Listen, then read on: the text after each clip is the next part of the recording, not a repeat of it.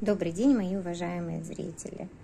С вами я, Ольга Горобец. Представляю вашему вниманию данное изделие. Кофта, кардиган, бомбер на девочку 8-9 лет. Параметры данного кардигана я, естественно, вам скажу. Это не будет попетельный мастер-класс, это будет больше похоже как на устное описание с некоторыми схемами. Если что-то будет вдруг в течение видео непонятно и возникнут вопросы, конечно же, пишите в комментариях. На все адекватные комментарии я отвечаю практически в течение 1-2 дней. Неадекватные комментарии я удаляю и блокирую данного пользователя. Без обид, все мы люди и всем нужно себя вести, скажем так, воспитанно, интеллигентно на любом канале.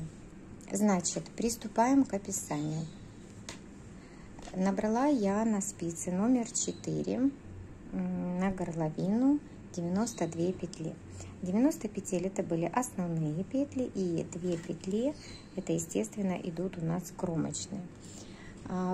Провязала вот такой вот как воротник, да, начало было фабричный наборный край. Показываю вам ближе. Вот, если кому интересно, как я это делаю, есть у меня на канале кирпичный кардиган. В первой части там указано, как я именно набираю и провязываю фабричный наборный край. После чего я вязала резиночку 1 на 1, горловины 4 сантиметра. Вот, резиночки 1 на 1 я провязала, горловины 4 сантиметра. Дальше развесила маркеры следующим образом. Выделила по 8 петель планки нашей. Вот планочка с одной стороны и с другой стороны 8 петель планочки. Еще такой момент, когда я вывязывала именно горловину, где-то в 4-м ряду я сформировала уже петелечку. Петелечки у меня тоже есть, где я как делаю. Я обязательно оставлю ссылочку. Будет всплывать окошечко. Буду говорить про фабричный наборный край. Всплывет окошечко, где это можно посмотреть. Петелечку тоже всплывет окошечко. Вы можете потом пройти и посмотреть, если вдруг у вас возникли вопросы, как это делается. В общем, провязала я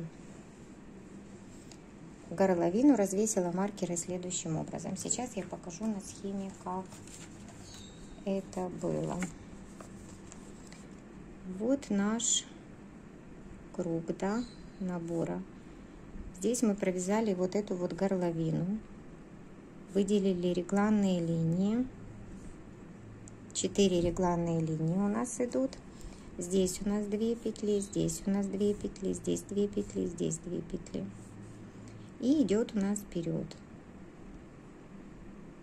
Вот так вот, да, 8 петель одна сторона планки и 8 петель другая у нас планочка, да, вторая сторона кофты.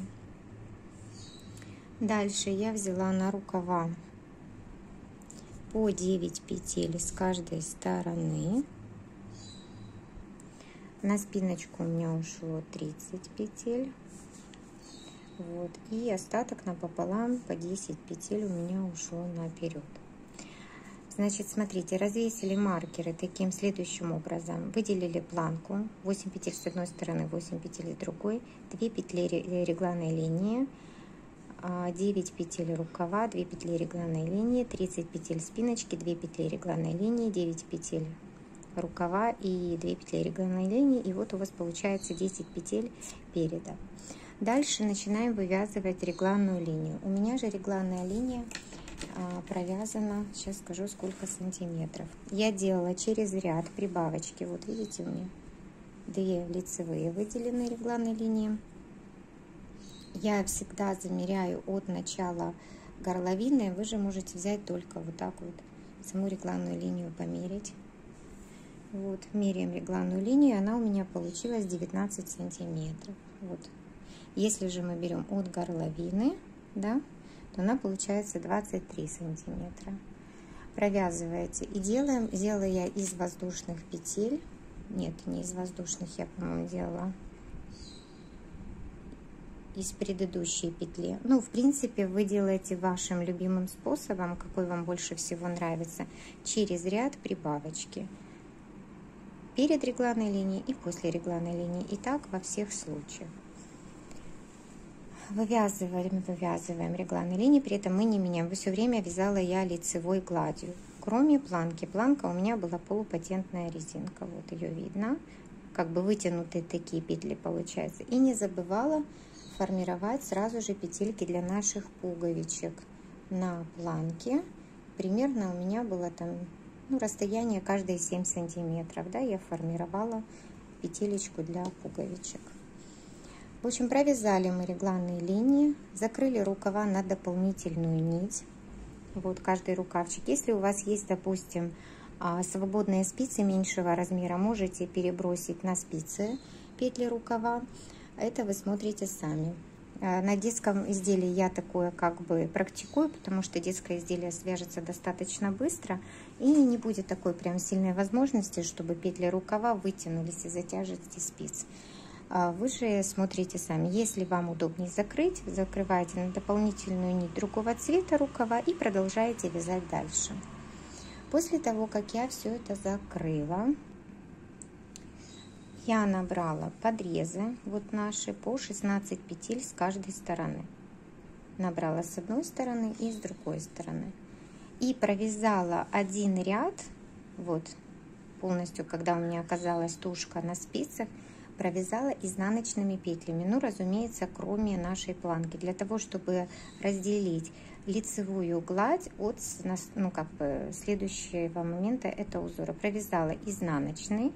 Вот рядочек у меня получился такой, как декоративный ряд, он и спереди. И по спиночке, вот он вышел. Так, стоп. Я упустила один момент, сейчас я обязательно исправлюсь. Когда я закрыла рукава, я провязала еще, видите, немножко спиночки. Для того, чтобы сделать азиатский росток. Несмотря на то, что эта вещь вяжется на ребенка, примерно до года мы можем себе позволить упустить эти моменты вывязывания ростка, да, уже после года желательно уже как бы вывязывать росточек. Так как это детская кофта, можно обойтись азиатским ростком. Ребенок, у него еще нет таких как бы вопросов, как с фигурами, да, как уже у взрослого человека. Вот, я провязала, сейчас скажу, сколько сантиметров. Вот его хорошо видно. 3 сантиметра я провязала азиатского ростка. Вы можете провязать 2 сантиметра. Ну, смотрите, опять же, как будет садиться изделие на вашего ребенка. Когда я провязывала азиатский росток, я продолжала делать по внутренней стороне вот здесь вот прибавочки, тем самым увеличивая ширину спиночки. Вот, провязала азиатский росток, и после этого я уже добрала петли подрезов. Вот этот момент обязательно не упустите. Петли подрезов добрала воздушными петлями и соединила все наше вязание на одни спицы и провязала один ряд изнаночных петель. Дальше провязала еще пару рядов, чтобы у меня были с лицевой стороны именно лицевые петли, для того, чтобы узор нормально вписался. Попробовала сначала сразу же пустить узор, да, вот сразу под изнаночными рядом. Сильно потянула эти изнаночные петли вот так вот вниз. Ну и получилось такой, знаете, неровный вот ряд изнаночных петель, а получился он как-то у меня вот так вот. Ну, скажем так, такой результат мне не понравился. Распустила эти пару рядов и провязала просто лицевой, дабы отделить, скажем так, узор один от другого. И приступила к вывязыванию наших ромбиков. Ромбики — это двусторонний узор, абсолютно легко вяжется. Схему я сейчас вам покажу. Вы можете взять вот такую сторону, да, этих ромбов, а можете взять вот такую сторону. Это тоже будет очень красиво. А у меня на канале есть, как я вяжу эти ромбы.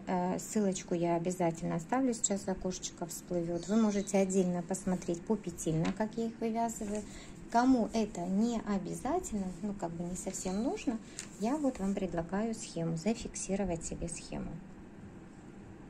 Точечки — это у меня изнаночные петли. Если же вы хотите, чтобы это был узор такой, как внутри, то вы, получается, точечки вяжете как лицевые петли, а пустые кубики вяжете как изнаночные. И начинаем вязать на ту длину, которую вы, конечно же, хотите, ваш узор. Я же сейчас скажу, на какую длину связала я данный узор. Вот я беру от изнаночного рядочка, да, и до нашей резиночки. Я провязала 25 сантиметров. 25 сантиметров провязала узор ромбики. Узор ромбики я закончила. Вот видно, да? Обязательно старайтесь заканчивать, чтобы узор был действительно полный, смотрелся полностью. Тогда будет какая-то более-менее, ну как, картина вырисовываться. После чего перешла на резиночку 1 на 1. Уже я здесь дальше не продолжала планку вывязывать с вытянутыми петлями, а вязала полностью обычную резинку 1 на 1. И закрытие у меня иглой. Как я закрываю иглой, я обязательно тоже вам оставлю ссылочку. Способ достаточно простой, ничего сложного. Закрыла иглой, все закрыла и перехожу вязать рукава. Собрала петли. Вот с рукава. Обязательно, смотрите, здесь обратно-поворотные ряды мы вязали в этой кофте, а рукав я вязала уже по кругу, да. Когда мы переходим на круговое вязание, ну, желательно спицы взять на полразмера больше. Вам же будет лучше, не будет такой разницы между одним и другим. Если же вы можете полностью контролировать плотность своего вязания, вам это не обязательно. Но для тех, кто не может контролировать плотность своего вязания, желательно перейти на спицы чуть-чуть побольше, когда вы переходите на круговое вязание. После того, как я подняла петли все с рукава, добрала петли подреза, вот, я пошла вязать длину рукава. Вот смотрите, от подмышечной впадины от подрезов, да, и до резинки 30 сантиметров я провязала, вот 30 сантиметров. И перешла потом, не меняя номера спиц, на резиночку 1 на 1 и провязала еще 3,5 сантиметра резиночки, тоже закрыла иглой. Я не меняю номер спиц. Вот такое вот красивое закрытие у нас получается. Да, еще один момент. Рукава я уменьшала. Вот видите, по внутреннему шву, скажем так, по 2 петли в каждом, сейчас минуточку скажу вам точно, в каждом 8 ряду. Вот в каждом 8 ряду. Вы же смотрите сами, какая вам необходима ширина рукава. Здесь было желание, чтобы рукав был не слишком узкий. Ширину рукава я вам сейчас скажу в начале, какой у меня был, да, вот момент подрезов, вот полуобхват 16 сантиметров, значит, получается, это у нас 32 сантиметра.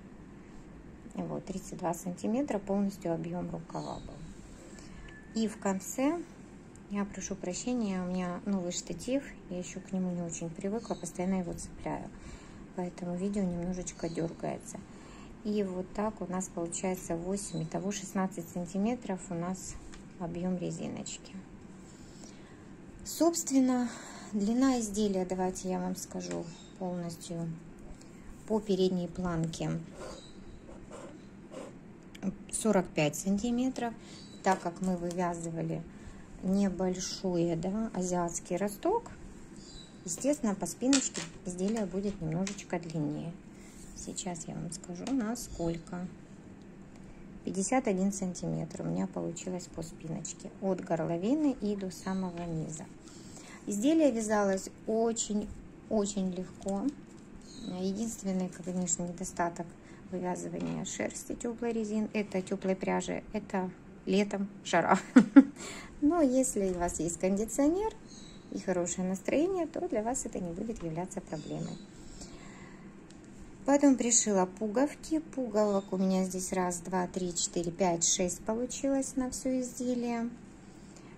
Скажу, что кардиган очень теплый. Нитка достаточно толстенькая, да, на 4. Вот я вязала, как вы уже видите. Единственное, рукава на 4,5 перешла. потому что, как я и говорила, по кругу они вязались. Возможно, повторяюсь, вы меня извините, стараюсь просто все моменты не упустить, чтобы вам было максимально понятно. Ну, собственно, наверное, все, что я хотела сказать по данному изделию. Получилось оно тепленькое, фотографий на ребенке не будет, потому что это заказ. А у меня мальчик, не получится, как говорится, на него одеть девичью кофту, тем более мальчик у меня чуток повыше, она будет коротковатая, не очень смотреться. Но думаю, что если вы пожелаете его связать, для вас нужно связаться на одном дыхании.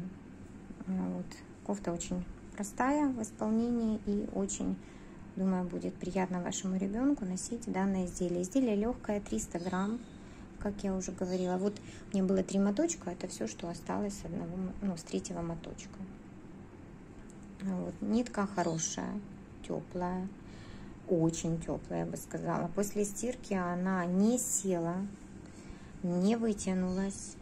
Вот есть вот у нее такой вот ворс небольшой, да, как пушок раскрылся, но достаточно длинный. Вот если, не знаю, камера передает, не передает, цвет передает хорошо, оригинально, скажем. На это не буду затягивать и вас задерживать. На этом буду с вами как бы прощаться, говорить вам до свидания, до новых встреч. Опять же, повторюсь, если есть вопросы, вдруг возникли в процессе моего рассказа, не все понятно, не стесняйтесь, пишите.